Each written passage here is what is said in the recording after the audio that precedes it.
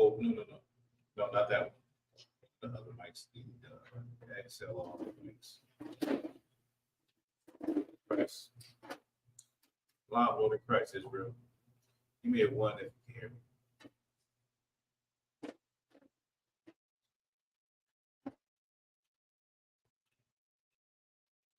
Hey, Shalom, Kodash, Shalom, hey, give me a one if y'all can hear me.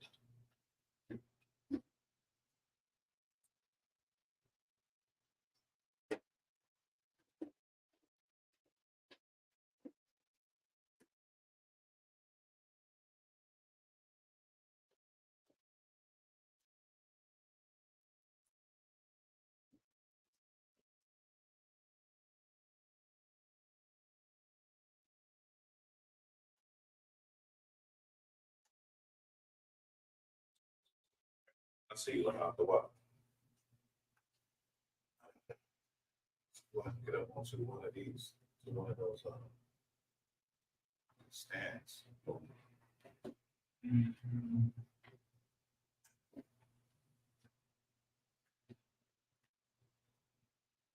you brothers can just hold it. Yeah, so just hold it. You can just hold it. Remember, you speak on the side of that one, not actually on the top.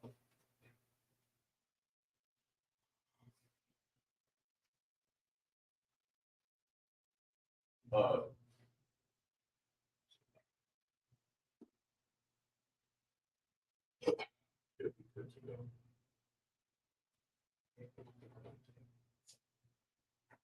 Any questions?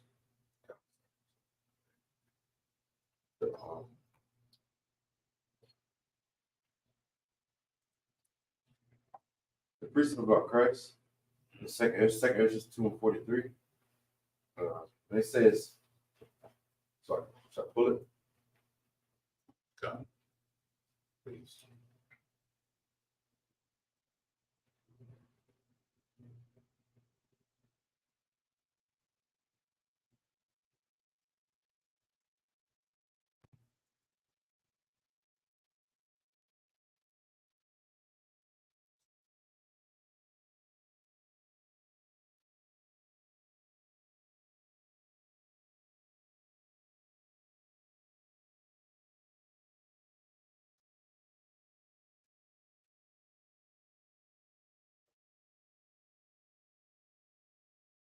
It's the book of second Ezra, chapter 2, verse 43. And in the midst of them, there was a young man of a high stature, taller than all of the rest, and upon every one of their heads he set crowns, and he was more exalted, which I marveled at greatly.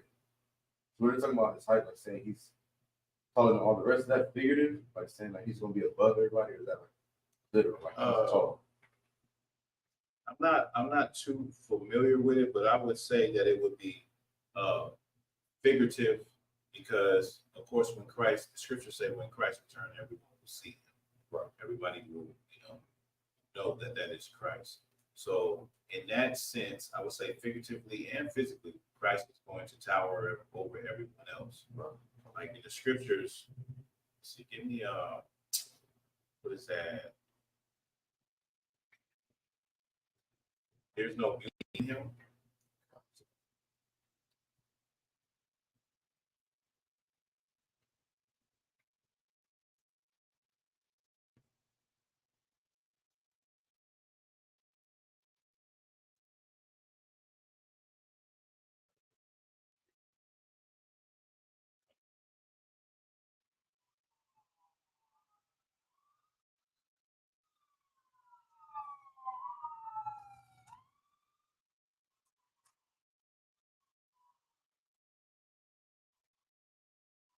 Book of Isaiah, chapter 53, verse 2. For he shall grow up before him as a tender plant, and as a root out of a dry ground. He hath no form, nor comeliness. And when we shall see him, there is no beauty that we should desire.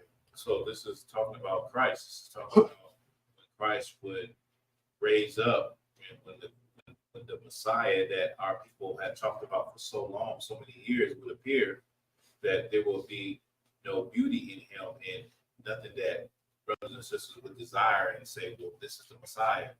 And look at him and say, well, this is my king. This is who we've been waiting for. Right. The Israelites did not do that when Christ was on the scene. They actually did the opposite. They had him, labeled with the transgressors. That's in this actual precept.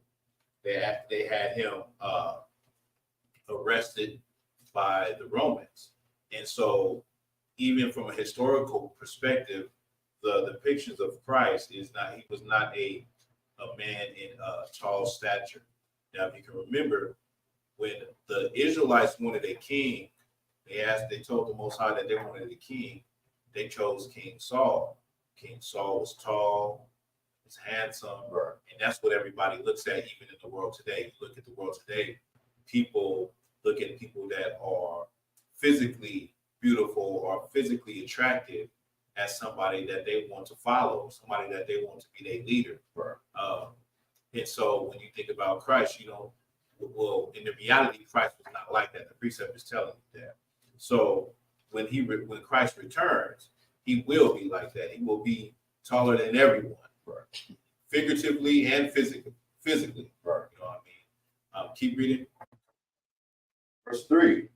He is despised and rejected of men, a man of sorrows and acquainted with grief. And we hid it with our faces from him. He was despised, and we esteemed him not. Verse 4. Hold on 1 second. P&F Research Group said, I always figured Hebrews and Israelite were a Hollywood development for propaganda purposes. Well, let me just give you a little bit of history since your name says Research Group. Hollywood is not the first Hollywood. There was a decadence era in Nazi Germany where the so-called Jewish people had a Hollywood out there. They had a strip out there. Now, if you know any history about Hollywood, Hollywood was developed by Jews. For the brothers and sisters that's just coming in, I'm responding to P&F Research Group, who said, I always figured Hebrew and Israelite were a Hollywood development for propaganda purposes. Now, the Jewish people, if you did some research, it's in your name, the Jewish people actually created Hollywood. Now, the Jewish people were the victims of propaganda by the Nazis. And that's one of the things that they held on to, which the Nazis did a smear campaign where they did artwork, they did radio propaganda, they did visual and audio propaganda against the Jews to make them out to be the people who they said they were. And so if you actually did your research, like you say, it's in your name, you would know that the Jews learned from this propaganda how to use it in Hollywood.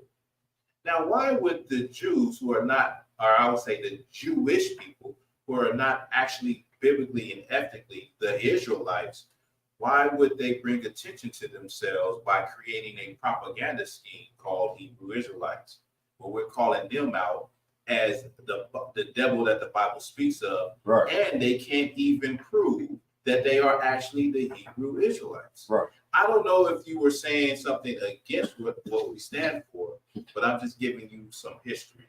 Why would the Jewish people, we know they got money, why would they create Hebrew Israelites and make people look and pay attention to the fact that they are not really actually the real Hebrew Israelites? They are not actually God's chosen people in reality. Your name says P&F Research Group. I think you should do some more research. Keep reading. Come on. The book of Isaiah, chapter 53, verse 3. He is despised and rejected of men, a man of sorrows and acquainted with grief. He is despised and rejected of men, a man of sorrows. He is Christ was rejected. Christ had nowhere to lay his head. Everywhere Christ was turned, people rejected him. He had brothers and sisters that followed him, but the majority of his people rejected the idea that God don't love everybody. Rejected the idea that you can't just leave your woman because you feel like getting another woman. I'm gonna get to that too. Rejected the idea that You have to keep the law, statutes, and commandments. You have to do everything the way he did it. Our people rejected the idea. There's history that shows that our people were not only trying to worship the God of Israel, they're trying to worship the God of the Egyptians at the same time.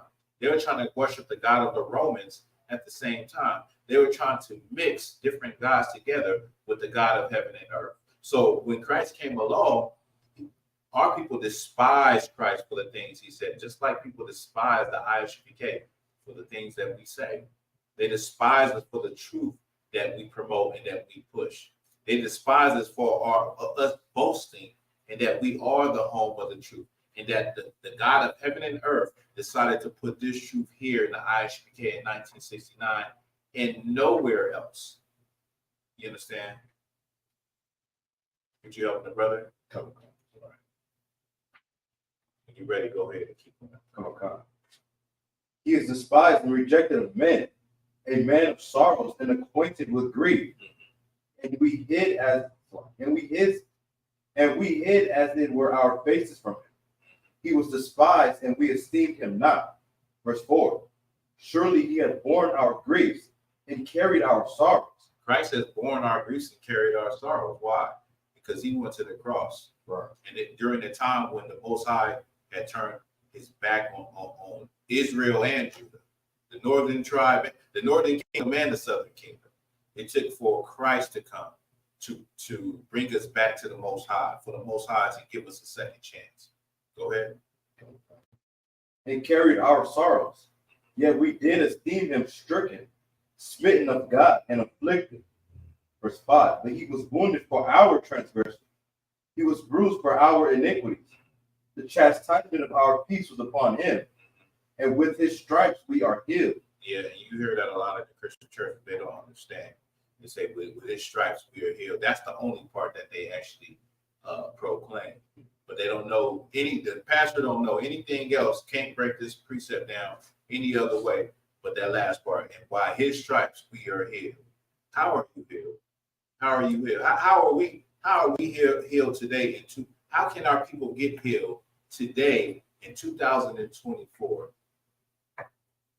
Staying on the point of what we're speaking about right now. You got it. By following Christ. By following Christ. The whole reason Christ came was to bring us back to the Most High and reconcile us back to the Most High. Without Christ, we would be some damn heathens. We would be on Facebook doing that's what they call an AMSR video, eating bat soup for the people. Without Christ, we wouldn't have a chance in this place. And without Christ, our oppressor would have already destroyed us. Right. He would already have wiped us out. We probably would be in some damn museum talking about these are the black people that came as slaves from West Africa. They no longer exist. They did a little bit of this. They did some jazz, hip hop, and they're extinct. They killed themselves off. They smoked themselves to death with the drugs we were putting in their community. But because of Christ, we have a second chance, and the Lord has not allowed for us to be destroyed by our oppressor, but to actually hear from a brother or sister in the I.S.U.P.K what the truth is. Go and seek the Lord, and then come into the truth and start living your heritage. Right. Start living how the Lord wanted you to live from the very beginning. Is there any more to your question? No, You got it. What about you, young man? You got anything? Any questions? Anything? What's not? Let's see. What has been going on? We didn't have class last week, so we had a little technical difficulty last week with the building, so we were not able to have class. But I just want to big up Commander General YAHANNA, all the generals, all the captains, all the officers, all the troopers, all the sisters that did an amazing job at that Passover. That was a very, very nice Passover. Let me just say, I've been around for a little bit, so I've seen plenty of Passovers.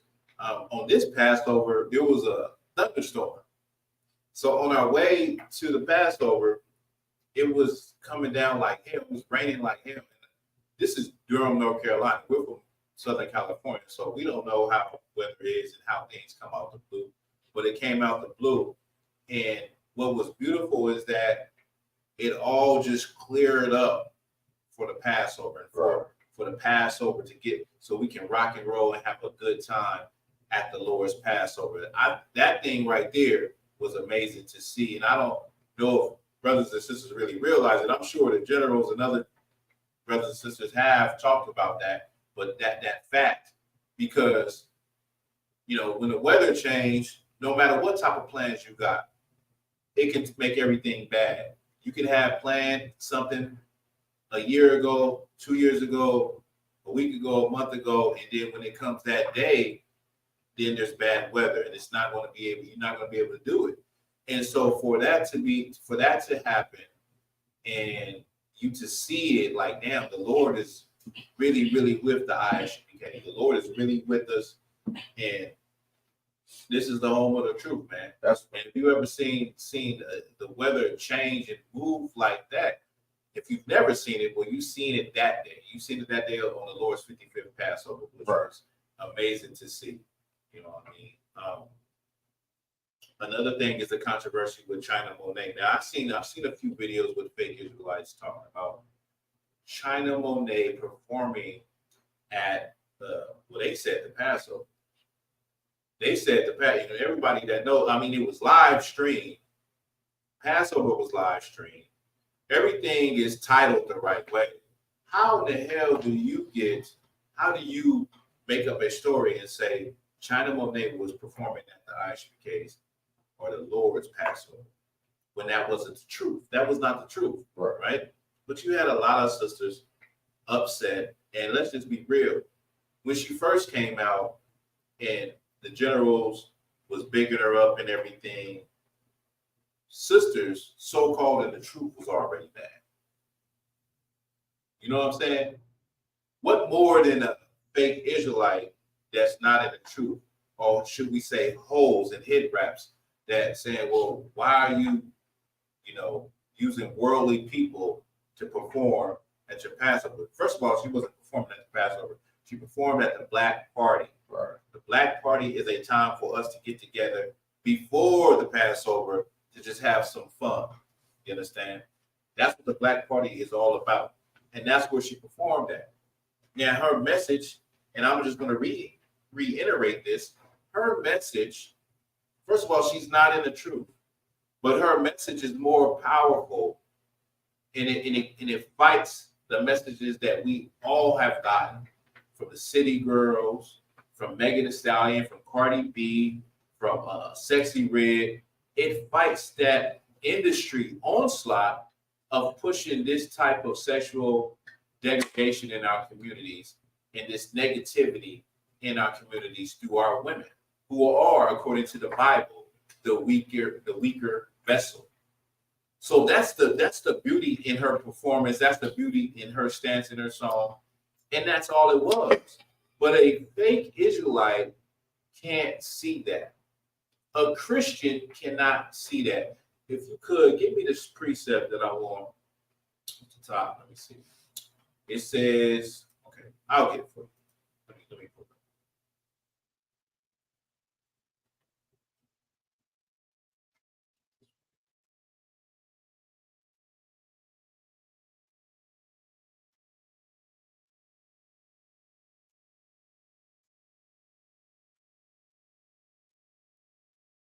Matthew, let's get like Matthew 19. It's like it. Matthew 21. Just give me Matthew 21. And start at like verse.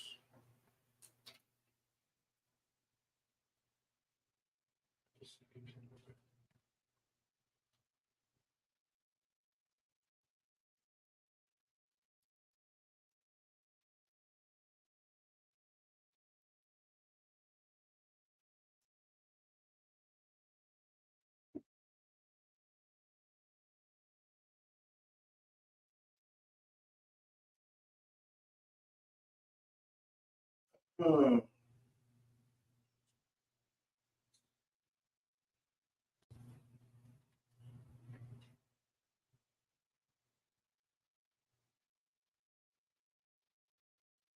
Read Matthew 21 and 30. The book of Matthew, chapter 21, verse 31. Whether of them twain did the will of his father, they say unto him, the first. Yahushua saith unto them, verily I say unto you, that the publicans and the harlots go into the kingdom of God before you. Let's read it from okay, go ahead. Yes, read it from 31 again. The book of Matthew, chapter 21, verse 31. Whether the men twain did the will of his father, they say unto him, the first. Yahushua saith unto them, verily I say unto you, that the publican and the harlots go into the kingdom of God before you. He said the harlots and the publicans go into the kingdom of God before you. That's what Christ said out of his own mouth. He said the hoes and the publicans, the people that are hated, that deal with money, and these people that are despised in society, like China Monet. China Monet is despised by you hoes and head wraps. But you don't know if you're going to even be in the kingdom. And Christ said out of his own mouth, a harlot, a hoe, a woman that you say is not how they say a woman of God. She is not a daughter of Sarah, a daughter of Zion. She is a worldly woman. That woman will go into the kingdom before you go into the kingdom. Right. That's out of Christ's own mouth. You better watch. You better watch who you condemning, and who you think the Lord ain't with. You better watch your mouth. You better watch your spirit. And that's why everybody needs to get in the I.S.U.P.K. The decree has been going on for what? 10 years? Commander Junior YAHANNA has been saying all camps come together. Everybody is invited to the Passover, and nobody takes the offer. But everybody thinks they know something, and everybody thinks that, they in the truth. There's a brother that has a huge following on YouTube. What's his name? New Breed. His brother's name is New Breed. He had a video talking about he's leaving Israelite cults. It was a live video, and he's lucky I wasn't able to get in that live. But I see that it would have never happened. And he's talking about leaving cults, and he's bringing up stories to make his case. And he has a good following. And he has everybody that's agreeing with what he's saying. Christian women. It's all mostly women. Brothers. Brothers. They mostly their following be women that want to get with them, just like a pastor, right? And they're agreeing with, yeah, those Israelites is evil and camps is evil. And he said, I'm still an Israelite. I'm just not doing camps. But invest in my community that I'm going in with somebody. I need y'all to invest in that. Invest in my community. And then he says, I got the first Israelite camp. I'm going to show y'all. It's going to blow y'all mind. This Israelite camp, right? Give me the precept bearing false witness. He said, I got the first Israelite camp. I'm going to show y'all, and I'm going to show you how evil these demons are. So he goes and he pulls up a video. I'm sure some of y'all have seen it, of Yahweh ben Yahweh. It's a show, one of those crime shows. One of those shows on that channel where it's all crime shows. And in this show, it's, detailing and going over the case of Yahweh ben Yahweh, who was not the first Israelite camp down in Florida. Yahweh ben Yahweh came out of the original school, learned from the original school, and made an organization down there in Florida. Just like Ben Amin in Chicago, he did took a congregation to Dimona, Israel, where even today, Captain Tazariak went out there and met the elders. And I believe that probably was after Captain Tazariak was out there in Israel with the elders, that a scandal popped up where people were talking about they had been molested when they were younger. And these are Israelites that left Chicago in the 60s and out that long ago, and they're still out there today. and a scandal popped up that was happening in that community. But getting back to the point, I came and told the brother in his comments, I said, Yahweh Ben Yahweh was not the first Israelite camp. If you really want to know the truth, get it from somebody who was actually there, Commander Yohanna, or get it from somebody that knows the history. Me. This brother deleted my comments. He didn't even, I said, not before he deleted my comments, I also put my email. I said, we can talk about this live. We can talk about this live. He deleted my comments. He didn't want no parts of it. And it just shows you that a lot of these so-called Israelites, people that say they're in the truth, matter of fact, just the saying you in the truth, the reason why we say you're not in the truth, if you're not in the I.S.U.P.K, because number one, you're not. Number two, being in the truth is a One West term from 1969. That is a old One West term, being in the truth. It's not Christian. It's not biblical. It's a old One West term that brothers has been using for decades. So you fake Israelites say, I'm in the truth, I'm in the truth. But the hell with the, I.S.U.P.K, they ain't got the truth. Those brothers is wicked. They demons.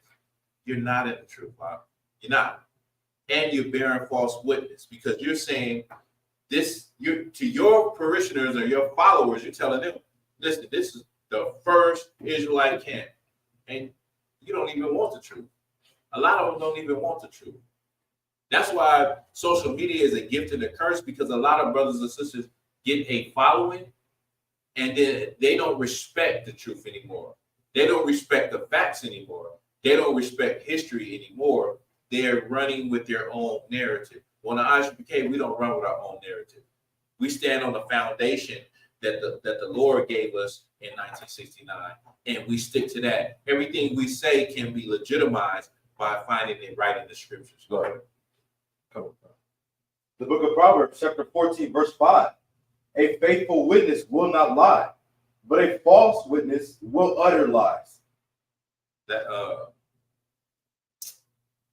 That's not the one I want. It's bear false witness. So the key phrase. It's like Exodus. Yeah, give me that. So that's where it's at. It's in the commandments.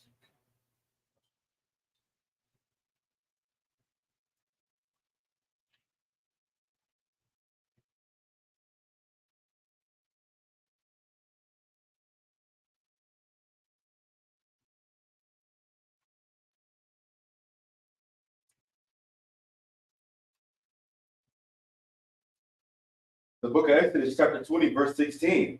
Thou shalt not bear false witness against thy neighbor. Mm-hmm. Keep going. You should not bear false witness against your neighbor. You shouldn't say things that are not true and just run with them and not want to be corrected.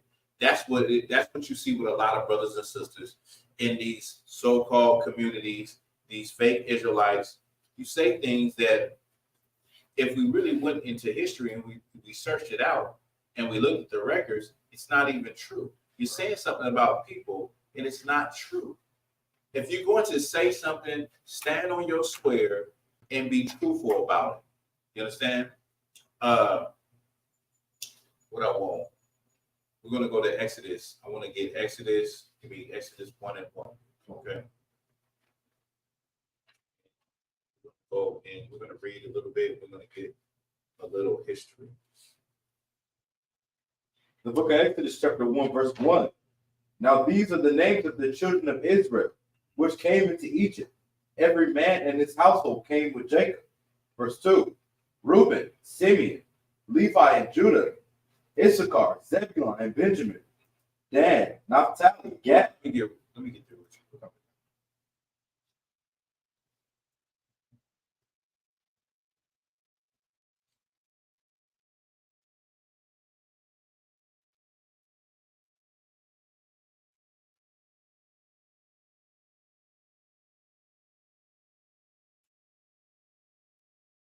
I'm ready.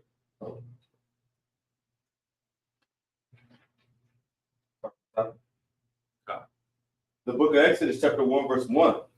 Now these are the names of the children of Israel, which came into Egypt. Every man in his household came with Jacob.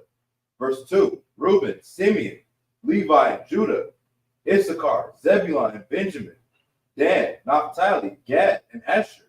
And all the souls that came out of the loins of Jacob were 70 souls, for Joseph was in Egypt already. And Joseph died, and all his brethren in all that generation. We'll probably get that next week. Go over Joseph and some archaeological facts, history, things that prove that Joseph was actually in Egypt. Okay. Verse 7. And the children of Israel were fruitful and increased abundantly and multiplied and waxed exceeding mighty, and the land was filled with them. Now the children of Israel, it says they were fruitful and we grew exceedingly mighty. We got strong in the land, just like here in America. We waxed exceedingly mighty. If it wasn't for the things they put in place, if it wasn't for oppression, if it wasn't for discrimination, unemployment, redlining, police brutality, the list goes on and on of the things that are up against us. But if it wasn't for those things, we would wax exceedingly mighty in this land, in America. We would become stronger than our oppressors. Right. If it wasn't for the laws, the rules, profiling, all of those things that we are up against in America, if we didn't have to go through those things, if we were just left alone, we would wax exceedingly mighty. So the Israelites waxed exceedingly mighty in Egypt.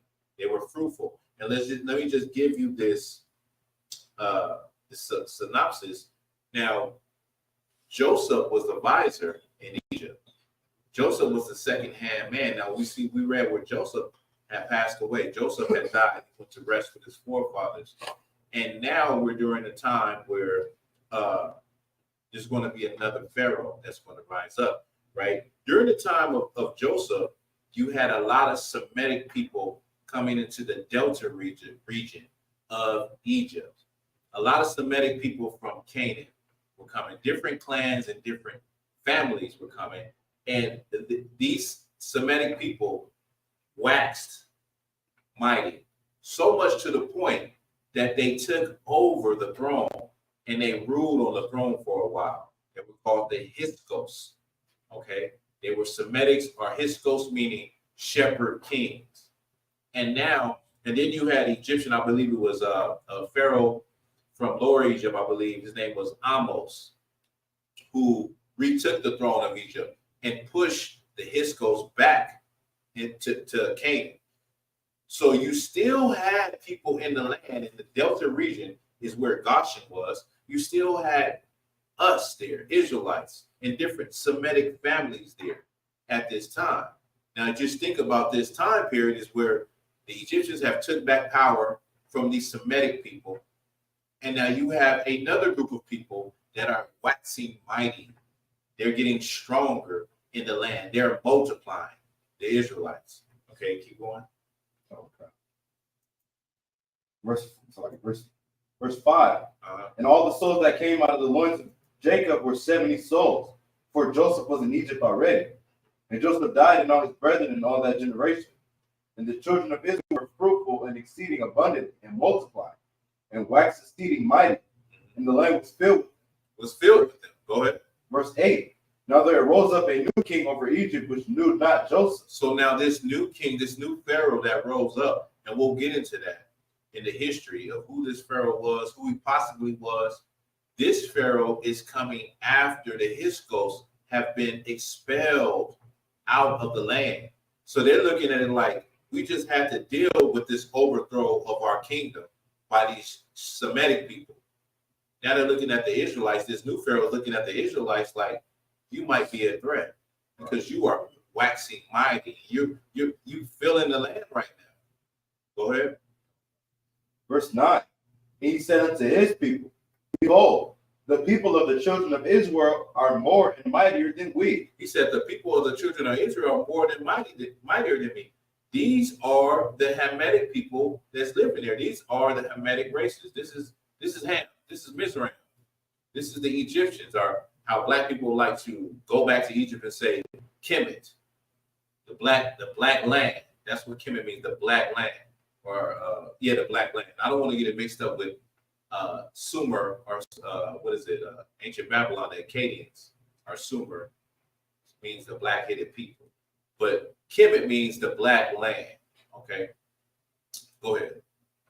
Sorry. Was he wrong though? Like, it's true though. Like, if we were to like grow and build an army, we could overthrow him. Right? We could, if we were to wax, yeah, we could grow and build an army and overthrow them. And that's the same thing that could happen here in America. But the thing is that Black and Hispanic people are so weak, right, that could actually never happen. We need to be roused up. Our spirit needs to be roused up, like what we do in the I.S.U.P.K. Right. Not saying that that's not the direction that that's not what we're pushing in the I.S.U.P.K. We don't push violence or overthrow of government, but just the spirit of knowing who you are, knowing what your ancestors went through, and knowing that you are your ancestors. Right. So why would you feel some type of way? Why would you have a righteous indignation towards the people that did what they did to you? Right. Why would you feel like you feel bad about everything in your life? All the struggles, and a lot of the struggles that we have in our life have to do with money. The fights, the arguments, all of that have to do with money and not being able to provide, not being able to do this, not being able to do that. Well, you're in that position because of what happened to your ancestors. Right. The same way other people, the man and his descendants, are in the good place because of what their ancestors did. You're in a bad place, in a dark place, and you have to work 2 times harder. You have to show them that you're capable, that you're eligible, that you're the best prospect, but you got to work 2 times harder to get to college, to get the good job, to do all of these things. But why are you not mad at that? Why are you not mad at the position that you've been born into? Right. And so in I.S.U.P.K, we rouse the spirit up and remind you, you should have it's okay to be angry. Just don't say it. You can't go and put your hands on somebody. You can't go and put your hands and say, well, your ancestors did this as my ancestors, and slap them across the head. But what you can do is you can get off of drugs. You can stop selling drugs to your people. You can stop being a whore. You can stop promoting degenerate lifestyles to your people. And you can serve God, and you can pray that one day the Most High will give them the revenge that you want. Right. He'll get that he'll repay them for what they've done to you. But they believe that. They've always believed that. They always believed that we would one day rise up. We would one day, come together. We will build a militia, and while they sleep, like they did Toussaint Overture did in Haiti. They waited till I believe everybody was partying and drunk after Christmas. That's when they attacked the French, right, and drove the French out of Haiti. They like don't ever think that that's not what's deep down in the psyche of white America. They always fear that one day Blacks and Hispanics will rise up against them and get and reap what they have sown, right, and do what their fear is, right, breaking into houses and just pillaging and murdering. They think that about us. And we always wonder, like, why I gotta get treated like the big boogeyman? Why do I have to, why when I walk by, you want to lock your doors, or you want to hold on to your purse tighter when, as a Black man, I walk by? This is something that's deep in their psyche.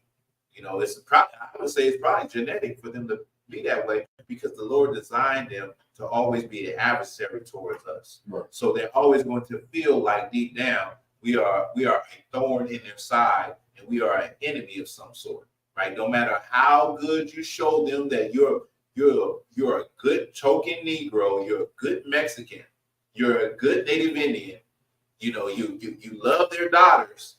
No matter how you laugh at their jokes, they will always feel this way, because it's not just a physical thing; it is spiritual. Right. Okay, keep reading.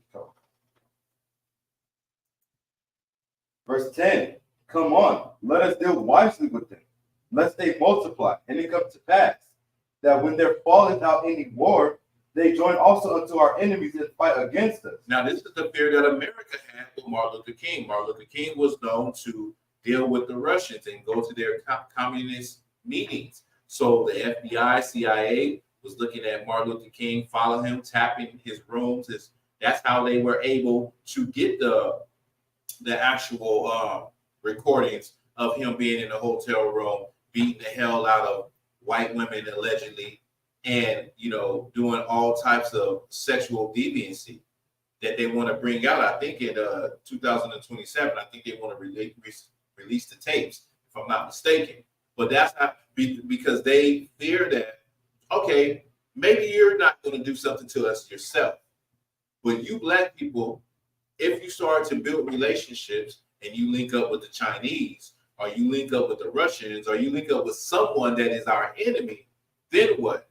You'll be able to overpower us because you got allies that's attacking us, and then you're attacking us, usurping us from right inside the heart of America because you're in every damn city. Right. So that's definitely how they looked at us. And that's how they looked at our people in ancient Egypt. They said, you know what? These people are growing. They have babies faster than us. They're more mightier than us. And they're in every major city. They're all over Egypt. They're all over America. Go ahead. When there falleth out any war, they join also unto our enemies and fight against us. If there falling out any war, meaning a good point where something like this could have cracked off is when the George Floyd riots. When that happened with George Floyd, many people were in the streets in all the major cities ready to burn the cities down. And it wasn't just black people, it was all different kind of races. And you even had the United Nations say about America is that they have created human rights violations by how they treat black people. So if it was ever a time that type of thing would have ever happened, I would say it was probably during the George Floyd riots. Go ahead. Come. And so get them up out of the land. Verse 11. Let's get them up. Let's get them up out of the land. Deportation. Ancient Egypt had a deportation program, right? To send people, fugitives, and people who commit crimes, send them out of Egypt. Egypt was surrounded by borders and walls with what you call them garrisons. Egypt was surrounded by soldiers. So you can just walk up into Egypt, just like you can't just walk up into America. Go ahead. Verse 11. Therefore they did set over them taskmasters to afflict them with their burdens. They set up taskmasters to afflict them with their burdens. What is a taskmaster? Go ahead. A manager, supervisor. A manager, a supervisor, an overseer, somebody that is in between you and the boss, making sure you do your job and making sure you stay busy. Right. They set up taskmasters. Okay. Keep reading. Therefore they did set over them taskmasters to afflict them with their burdens. And they built for Pharaoh treasure cities, Pithom and Ramses. And they built for the Pharaoh treasure cities, Pithom and Ramesses. Okay. Now this is from the tomb of Reckmeyer in 1450 BC. You actually have Israelites, or they won't ever say Israelites. So they'll say Semitic slaves, they'll say Canaanites, but they won't never say Israelites, because if they say Israelites, then what that does is it turns God's chosen people black. And so if the Israelites are black, that means the Egyptians are black. I don't know if y'all know about the fight that's going on right now, that's been going on since I think the 1950s, where the Arabs that are in Israel today, in Egypt today, believe that they are the Egyptians. And they claim that Egypt was not an African kingdom. So if you admit that the people that built the kingdom, who were the slaves, were black, then you have to admit that the Egyptians were black. So that's what's going on right now. So the reason why they have never say that, the Israelites, these are Israelites, is because then who are those Jewish people in Israel today? Right. Who are them? Who are they? You know what I'm saying? So that's the reason why. Let me just get something real quick. Bear with me.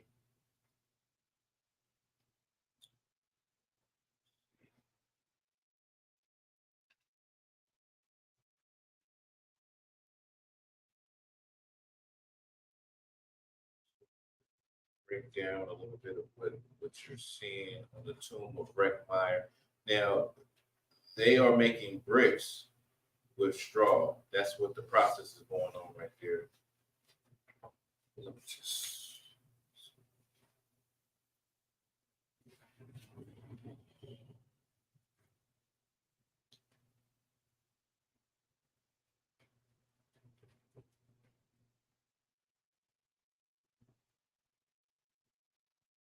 So, I want you to keep reading. Verse 12. But the more they afflicted them, the more they multiplied and grew. Mm-hmm. And they were grieved because of the children of Israel. They were grieved because of the children of Israel. Now, what is said is that Egypt had no slaves. Okay, Egypt had no slaves. Now, this is the Brooklyn Papyrus, right? 17th century BC. It was found in Thebes, possibly in Thebes. They can't say where it actually originated from. So on this papyrus, it has a list of domestic servants. So servants or slaves, whatever you want to call it. I'm going to read a little. It says, this period came after the life of Joseph and preceded the Exodus, which was the time that the Hebrews lived in Egypt as settlers and then as slaves. Now, you remember what I said is that it was okay for our people to be in Egypt. You had another clan called the I.S.U.P.K that got so powerful, they took over Egypt. And when they got kicked out, our people and other clans that were Semitic people were still in Egypt.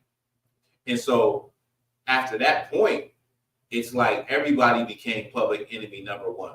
Because it's like, you Semitics, y'all capable of doing a lot of damage and overthrowing this kingdom.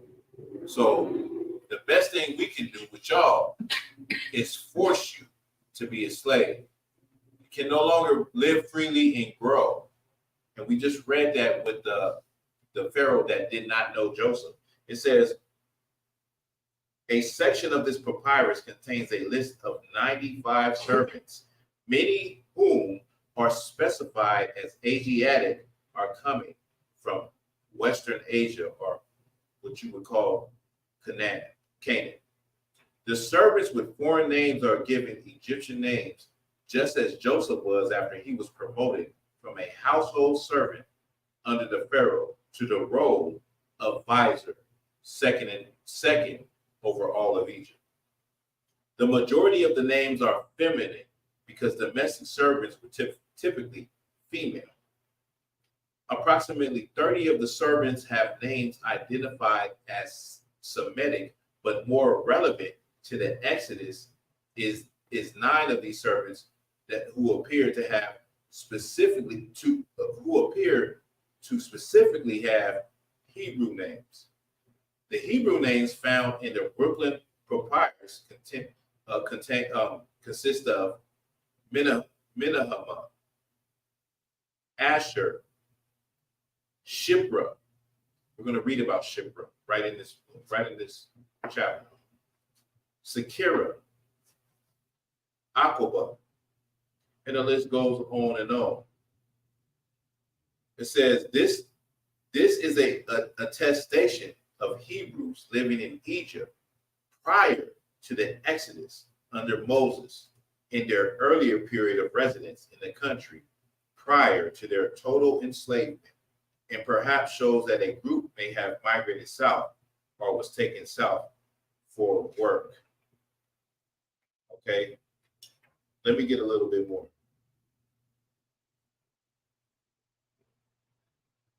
It says that the Hebrews prior to the Exodus were part of this slave labor force. Now we're talking about the slave labor force.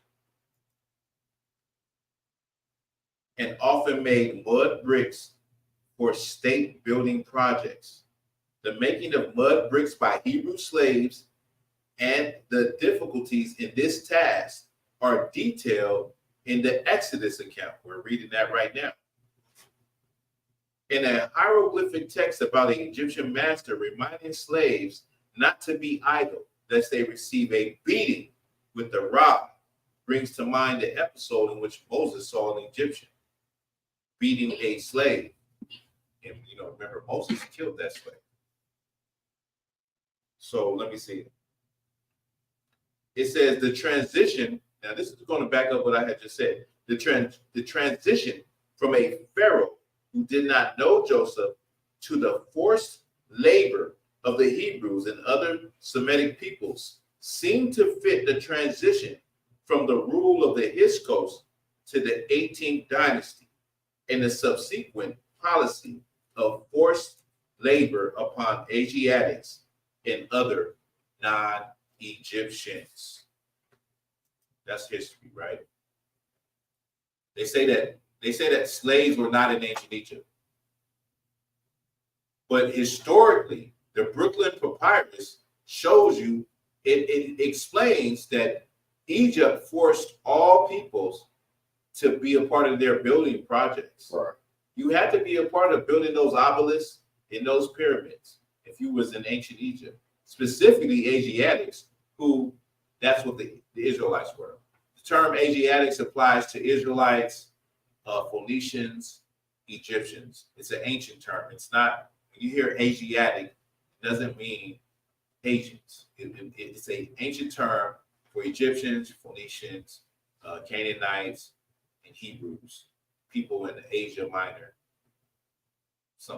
somewhere to that degree. Okay, so let's pick up where we were at. The book of Exodus, chapter 1, verse 12. But the more they afflicted them, the more they multiplied and grew. The more they afflicted them, the more they multiplied and grew. That's kind of like Blacks, Hispanics, and Native Indians in America. The more they throw at you, drugs, oppression, abortion, all the things they're throwing at you, and they take all the benefits they're taking away from you, and the programs they don't want you to have, and the advantages they don't want you to have, all of these things, and we still are prospering. We still are growing. We're still multiplying in a place where they're throwing everything they can at you to destroy you and knock you off your square. But as a people, as God's chosen people, we're still growing. And it kind of goes against logic of why is this happening? It's because we're God's chosen people. Go ahead. Oh, God. And they were grieved because of the children of Israel. And they were grieved because of this. The Egyptians they were like, damn. Oh, whatever we're doing, they're not dying. They're not going away. They were grieved. Grieved means to be going through some pain. Right. It means you're going through some pain, like the Bible says, keeping the commandments is not grievous. It's not painful to do the things that's in the Bible, to not steal, to not kill, to not covet, to honor your mother and father. It's not going to kill you. It's not painful. Well, the Egyptians were in pain because of Blacks, Hispanics, and Native Indians in ancient Egypt. I believe the Americans are in pain. The kids and Karens of America are in pain because you just won't go away. You just keep multiplying. They put Planned Parenthood in every major city where there are Black and brown people, but you just keep growing.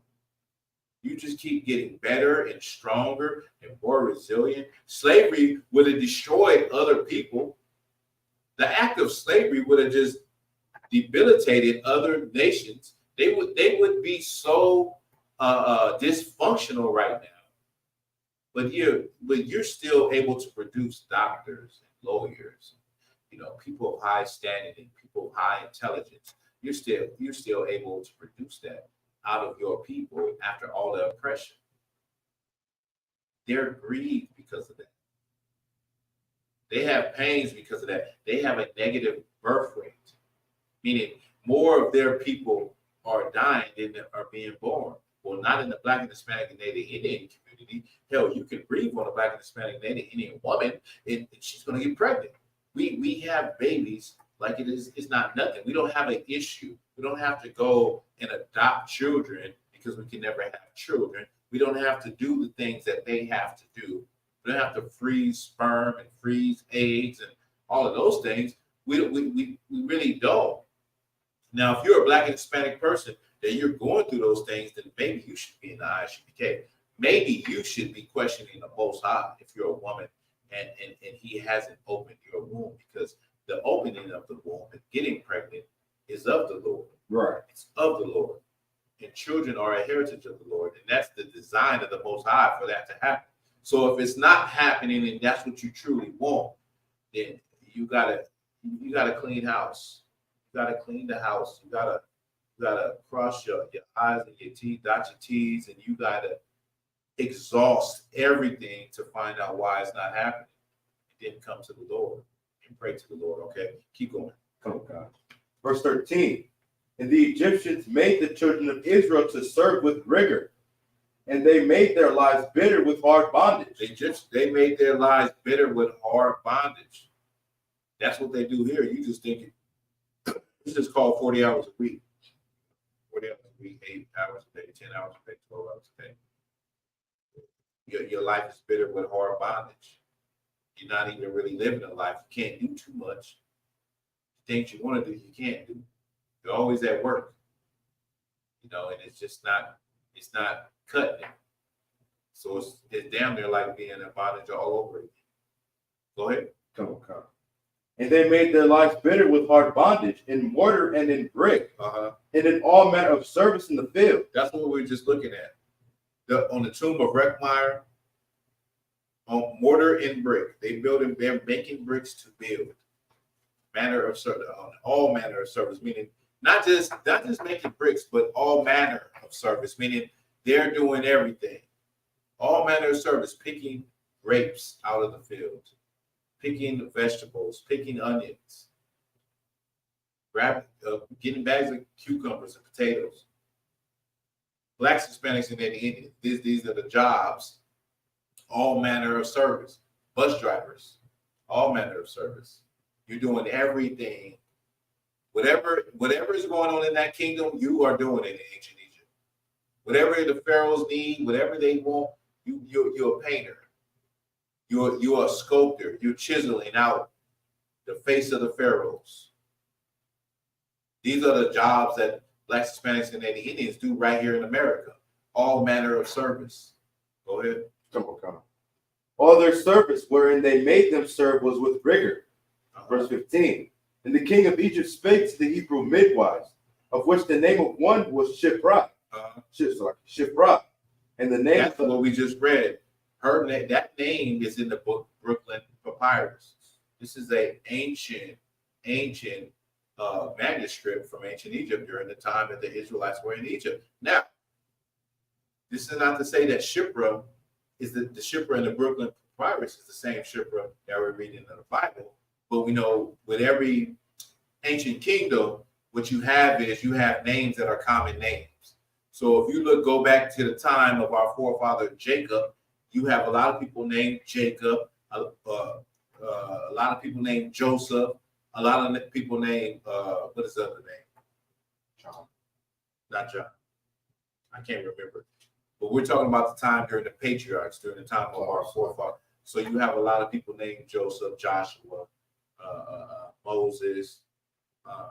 These are common names. Just like now in America, you have common names that a lot of people use all the time. People are born and they name their children these names.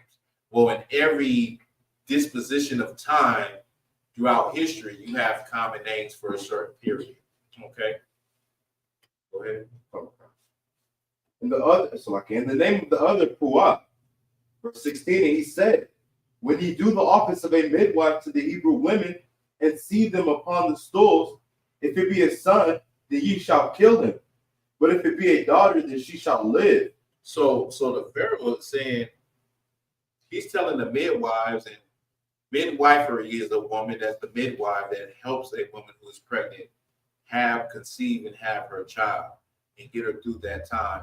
There's a famous sister. Well, she's not famous in the Black community, but through Black Authentic Truth, I'm trying to make her famous. It's a famous sister named Maud Callan, in I believe it was the 50s. She was a midwife that actually, she went to school. She went to Florida A&M. She went to Tuskegee Institute and got her education for being a nurse. Instead of being a nurse and going into a hospital, what she did is she went to a community called Mott's Corner in South Carolina, where it was a very remote area. You had to walk through a forest, through mud. No cars could go through there. And this was a community of former slaves. And in this community, they needed health care. So she went and gave them health care. She was their psychiatrist. She was a dietitian.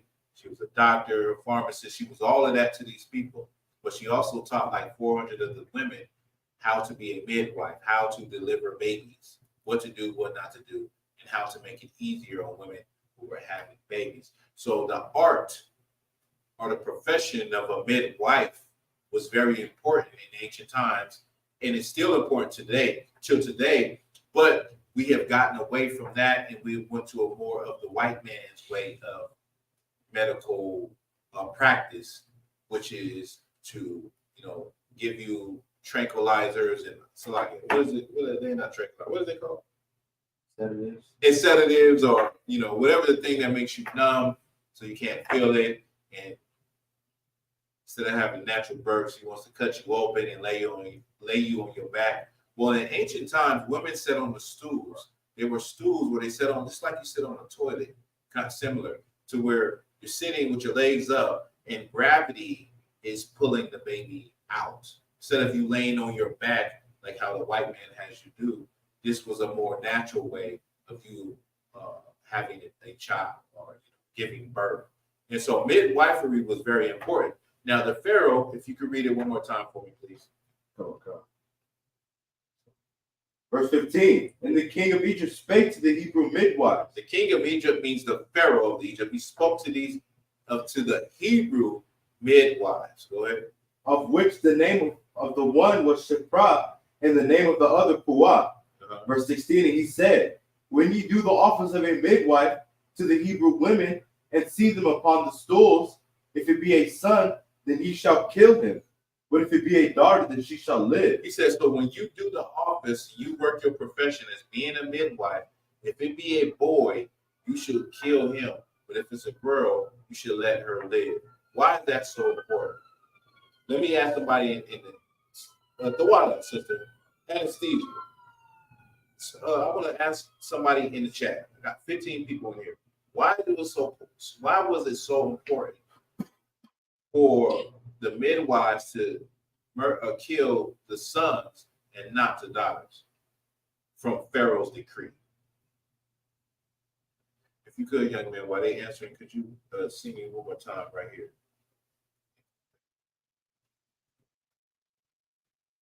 Young man, I.S.U.P.K. Snap it up one time for I.S.U.P.K. I don't know if everybody know about I.S.U.P.K, who is an excellent brother in I.S.U.P.K. Excellent.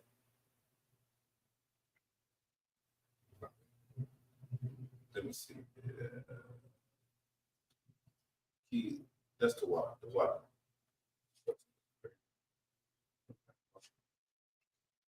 I think we might have some. Let me see. So, Sister Baratanawa, the son carried the seed. Ira says, Salaki, sir, because the boy carried their father's seed. U.P.K. Kodash so that bloodline would be killed. Listen, y'all all right. Clap it up for yourselves. Clap it up for yourselves. Karl Masbach, the son carries the seed. Clap it up for yourself. Y'all all right. Right? Because if you can think about it, this is why this is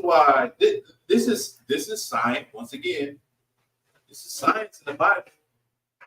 This is not this is science. This is the Pharaoh saying kill off the seed. This is in ancient times.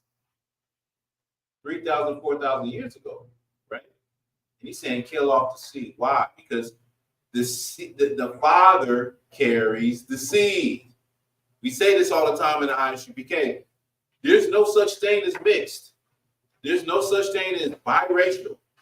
There's no such thing as, I'm part German, I'm Irish, I got a little bit of Caribbean in my family, I got a little bit of Native Indian. No, what is your father? Right. Your father is who you are. What is your father and who is his father?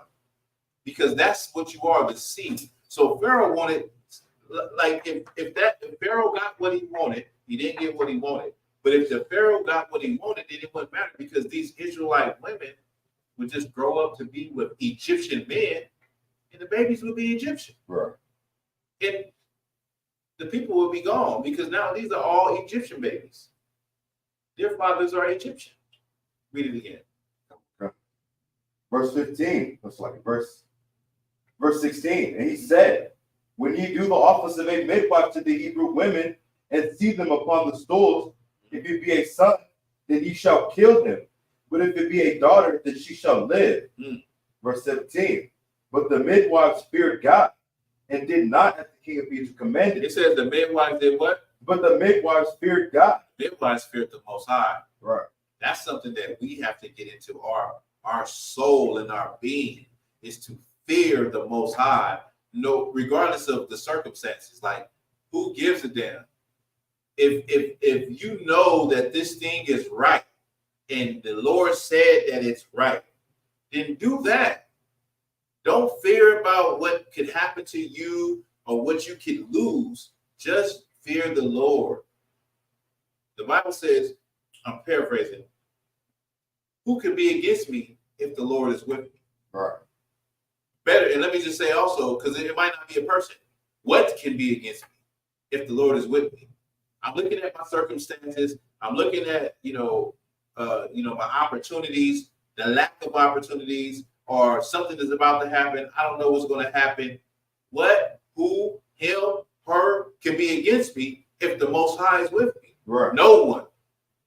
So these sisters feared the Lord. This is the fear. This is like, well, that don't seem too damn scary, but I would say this is like Joe Biden. Come and tell you that this is like Donald Trump, right? You're a black, you're a Mexican border patrol agent, okay? And this is like Donald Trump coming to you directly saying, don't allow none of these MFers through the border. And you like, the Lord is like, you're supposed to have compassion on your people. Right. Or it's kind of like, police is a good example, right? Because the Bible says, do no evil to no man.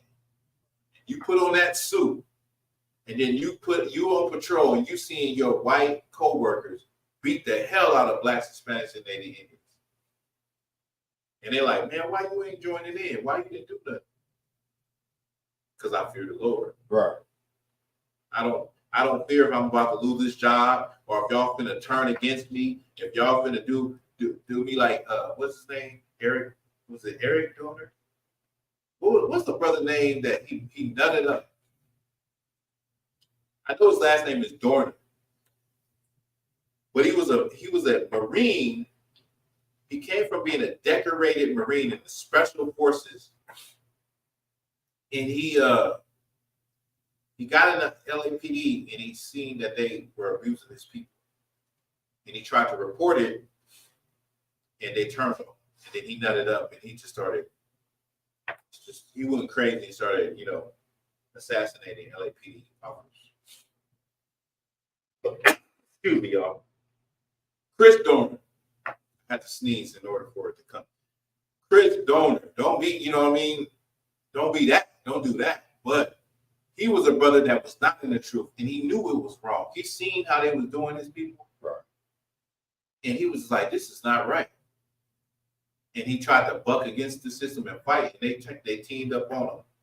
And he snapped. And that was the end of that. Y'all can go look at the story of Chris Dorner. Read it keep reading. Okay. Verse 17. But the midwives feared God, and did not as the king of Egypt commanded them, but saved the men children alive. Verse 18. And the king of Egypt called for the midwives and said unto them, why have ye done this thing, and have saved the men children alive? Verse 19. And the midwives said unto Pharaoh, because the Hebrew women are not as the Egyptian woman, for they are lively, and are delivered ears, the midwives come in unto them. So the Pharaoh asked the midwives, why did you save these children alive? Why didn't you, kill them before they was born? And let me just say this. This is the first account of abortion. You're reading it right here. The Pharaoh was trying to abort the Hebrew children. He was trying to kill them while they was baby. Kill them before they can even have a chance. That's what Planned Parenthood is out to do.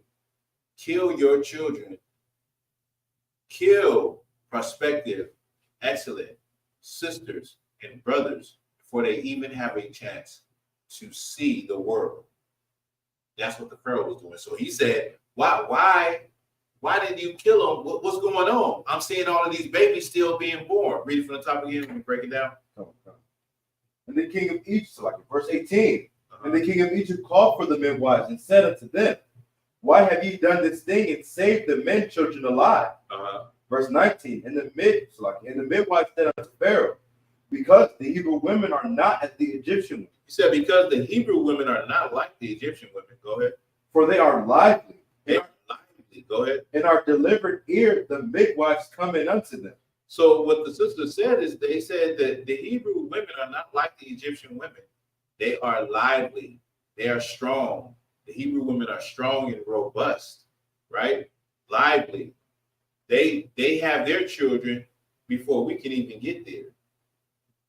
The baby comes out before we can even get there and help. That's what means, before. Before the midwives can get there, the baby done already been born. That's what she told the Pharaoh. She said, they ain't like y'all women. Y'all women struggle and, stuck and constipated. I don't know if he's constipated, but, you have trouble in your labor. Right. But not the Hebrew women. They're lively. And these babies are born before the midwives can even get there. That's right. That's why. That's why these babies are born. Because we on our way to go help this sister birth this baby, and when we get there, she holding the baby, looking at us, baby crying, baby already out. We don't got no work, but with y'all women, we got to do the whole office of a midwife, but not with our sisters. Go ahead. Verse 20. Therefore, God dealt well with the midwife. And because of that, the Most High dealt well with these sisters. He dealt well with the midwives. Go ahead. And the people multiplied and waxed very mighty. And the people multiplied and waxed very mighty. Waxed meaning they grew very mighty, very strong. Go ahead. Verse 21. And it came to pass, because the midwives feared God, that he made them houses. And so because these midwives feared the Most High, and they did what they were supposed to do as far as not killing their people, the Lord made them houses. Go ahead. Verse 22. And Pharaoh charged all his people, saying, every son that is born you shall cast into the river, and every daughter you shall save alive. So this goes into the story of Moses, because the Pharaoh was like, you know what? I'm gonna go even harder now. Every son you're gonna cast into what? Into the river. Every son that is born you shall cast into the river. And go ahead. And every daughter you shall save alive. Is that it on that precept? Chapter. So that's Exodus chapter 1 and 1. We'll be bringing out some more history. Next class, I'll be bringing out some more history. We'll go into Moses, possibly, if I have time enough, we'll go into Moses, who Moses was in ancient Egyptian history. Because there is a man that possibly was Moses that was recorded. There is a woman who was the Pharaoh's daughter. We can go into it. Let's get chapter 2, verse 1. We'll go into a little bit of it, and next week we'll recap. we'll go in it with some historical facts and artifacts. The book of Exodus, chapter 2, verse 1. And there went a man out of the house of Levi, and took a wife, a daughter of Levi, and took to wife a daughter of Levi. Verse 2. And the woman conceived and bare a son. When she saw him that he was good, a goodly child, she hid him 3 months. Verse 3. And when she could no longer hide him, she took for him an ark of bulrushes, and daubed it with slime and with pitch. She daubed it with slime and with pitch. Pitch is kind of like, pitch is kind of like tar, something that will be waterproof. Okay, go ahead. And put the child therein, and she laid it in the flags by the river's brink. So she put it in the water. She put it in the basket with pitch, and then she put it in the river. Go ahead. Verse 4. And his sister stood afar off to wit what would be done to him. So Moses' sister stood afar off just to see where it would go. Verse 5. And the daughter of Pharaoh came down to wash herself at the river, and her maidens walked along by the river's side. And when she saw among the flags, she sent her maid to fetch it. And when she had opened it and saw the child, and behold, the babe wept, and she had compassion on him and said. So this Egyptian woman had compassion on this baby. She did it say that she saw it was a Hebrew, right? Go ahead. I'm sorry, Salaki, go ahead. I skipped up. Go ahead. And she had compassion on him and said, this is one of the Hebrews' children. Verse 7. Then said his sister to Pharaoh's daughter, shall I go and call to thee a nurse of the Hebrew women, that she may nurse the child? And Pharaoh's daughter said to her, go. And the maid went and called the child's mother. What verse? Verse 9 now. Verse 9. And Pharaoh's daughter said unto her, take this child away and nurse it for me, and I will give thee thy wages. And the woman took the child and nursed it. Verse 10. So this woman, this daughter of Pharaoh, who in history, they're saying that this possibly was the Pharaoh Hashepta, Hashepta. All right, this is a well-known Pharaoh, and it was a woman. So they're thinking that over time they've always thought that this woman, she was named a Pharaoh because there was no heir, no male heir. Okay, but this is who they say she is, the Pharaoh's daughter. The Pharaoh's daughter who found Moses and was grooming Moses to take the throne to be a Pharaoh until some unfortunate events happened with Moses, as we will read in the Bible, where he had to disappear. Okay, so with that, we're going to close the class. The wonderful brothers and sisters for rocking with us. I hope you gained something. I hope you learned something. We will be back next Wednesday, and we will come with some heavy topics, of course, current events, and we will continue with this story, and we will get some heavy information that proves that the Bible is real, that the Israelites were in ancient Egypt, and that even Moses was recorded, Joseph was recorded in artifacts, and we will look at the Pharaoh of the Exodus. Who was the Pharaoh of the Exodus? Because many historians, archaeologists say that Ramesses was the Pharaoh, and they based that off of what we read earlier about the treasure cities that the Israelites built, which was Pithom and Ramesses, these different cities.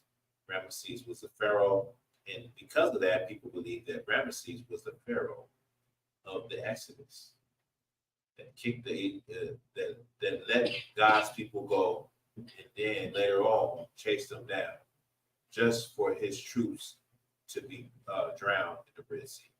Okay, so with that, the wonderful brothers and sisters, let me get up in this chat.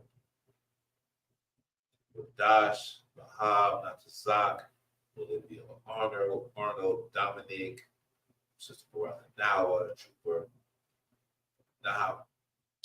Naha, my Lam. I thought about love. That's a brother right here. God, that's what I was talking about. Okay. Most High in Christ for your new name, brother. This is the brother that was previous to. I think I met this brother at the Passover. I'm not gonna say your old name because that's not your old name. Right. But yeah, he be in the classes. Oh, that's all right. Ain't the wonderful rocket behind. Brother Ibra, who else? Kalmaz Baf. And yeah, we up out of here. Hey, Shalom, Lord of Christ. Let's I think we can do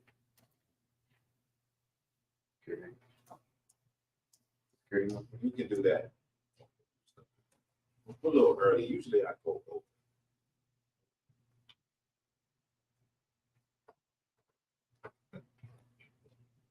Leave us in the back.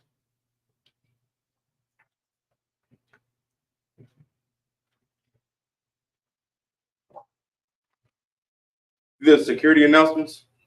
We are the I.S.U.P.K. Start out of 1 West 125th Street, Harlem, New York. Rule for new brother and sister. When a new brother or sister comes to the school, they are off limits for 6 months. They are to be saluted only. They are here.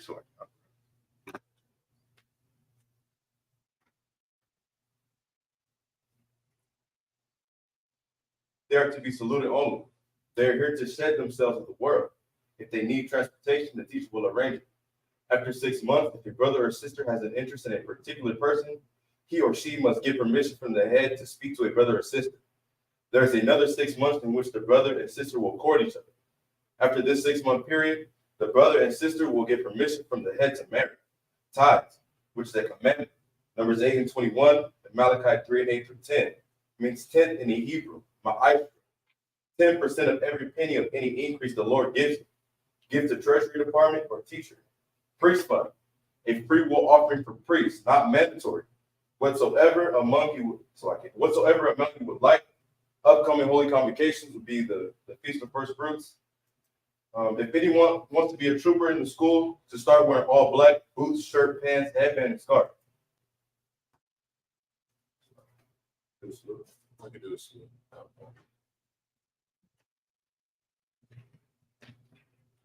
With that, I'm in the Israel Elijah, which means stand. I want to give one courtesy salute to the teacher. I'm in the Israel Elijah Shabbat.